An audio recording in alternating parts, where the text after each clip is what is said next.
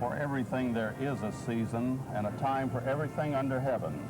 A time to be born and a time to die, a time to plant and a time to pluck up what is planted, a time to kill and a time to heal.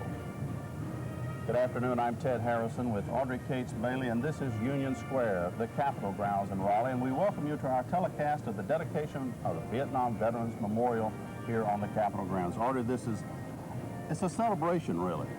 It definitely is, Ted, and it's something that has been a long time coming and long overdue. Sure. And not only is this a time to remember, but it is also a time to rejoice. We're expecting over 3,000 North Carolina Vietnam veterans here at the Capitol, and they've come together in a sort of reunion.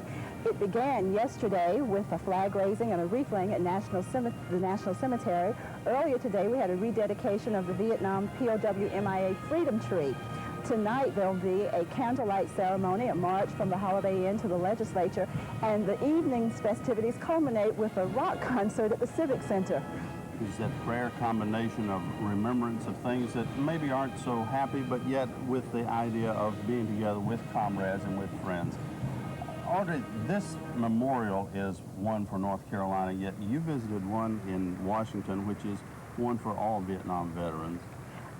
Going to Washington, D.C. and having a chance to visit the mall, the Wall as it's called, was a wonderful experience, and we'll have a chance to see that a little later. But we, right now, I think we need to, there's the honor guard about to have the trumpet call. The trumpet call. There are so many veterans here today. It's absolutely wonderful, and looking at all the beautiful wreaths that everyone has brought in from across the state. They represent, you see one from the Cavalry Division there. The music that is being played is, of course, part of this.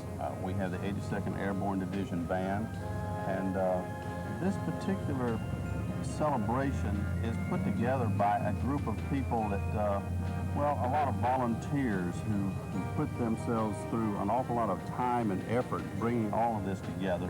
The creation of the monument itself and the sculpture that will be dedicated here. They did get some money for the sculpture from the legislature, but a lot of just nights and days and long hours of people volunteering their efforts to bring all this together. People showing that they care, that they want to remember. We had 206 North Carolinians to serve in Vietnam, and those are the people that we honor here today. Not only those who died, but those who survived, those who have come to remember, to honor their fallen comrades, and to rejoice, because at last they're getting the recognition that they deserve. I think many of them felt, because the war itself was very controversial in the hearts of many people, that they themselves were controversial, and that's not necessarily the case. And we see that the people who have come here today are coming in a spirit of comradeship, and a spirit of remembering, a spirit of being able to be recognized for the service that they did give for our country. And this particular monument that will be dedicated will join other monuments here on the Capitol grounds dedicated to that same type of service. It was interesting for me today. I came here a little early, had a chance to just walk around and get a feel of the place, and there were activities going on early today, but to see the faces of some of the veterans, you could tell which were veterans, which were family members who had suffered a loss during the war, and the emotion level is extremely high here today. And I think it's absolutely fitting. We have a wonderful day for it, and I know that everyone who has been very instrumental in putting this whole ceremony together is thankful for that. I know we are. That's exactly right. I think it would have been quite sad for it to have been marred by any sort of inclement weather, if you will, and yet I think the plans were to carry it on no matter what. There are a few of the wreaths. Now, we just listened to the 3rd United States Infantry, the Old Guard, and the SMU 4th Supply Battalion of the United States Marine Corps. And in just a moment, we'll have the Pledge of Allegiance and the National Anthem. It is a beautiful ceremony that we're going to experience today, and I'm glad that our viewers there are here with us. Glad to be a part of it. First, we have the trumpet call.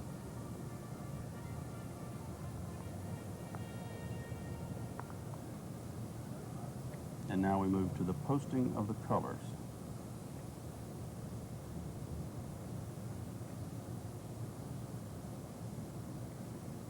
I'm Steve Ace, with the Vietnam Veterans Memorial Committee.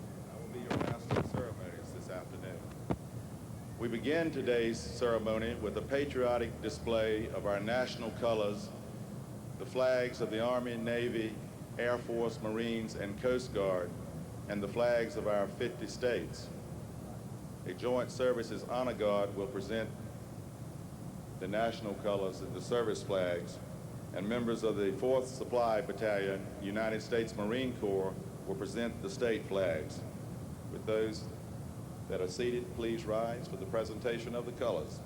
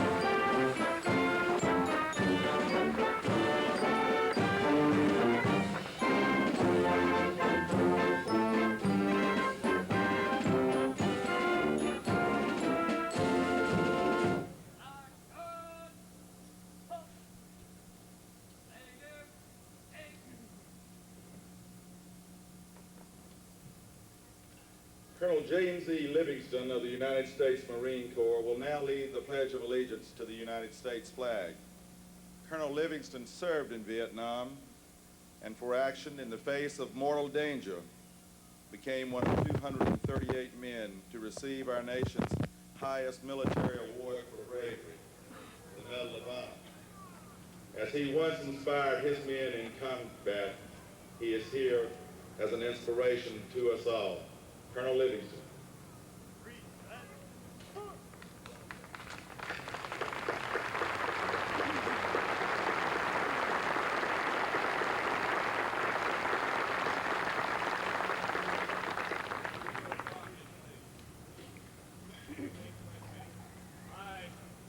Pledge allegiance to the flag of the United States of America, and to the republic which it stands, one nation, under God, indivisible, with liberty and justice for all.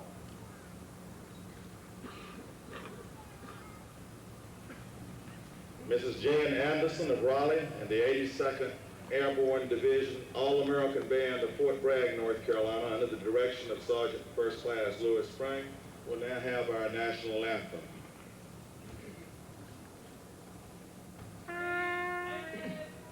Oh, say can you see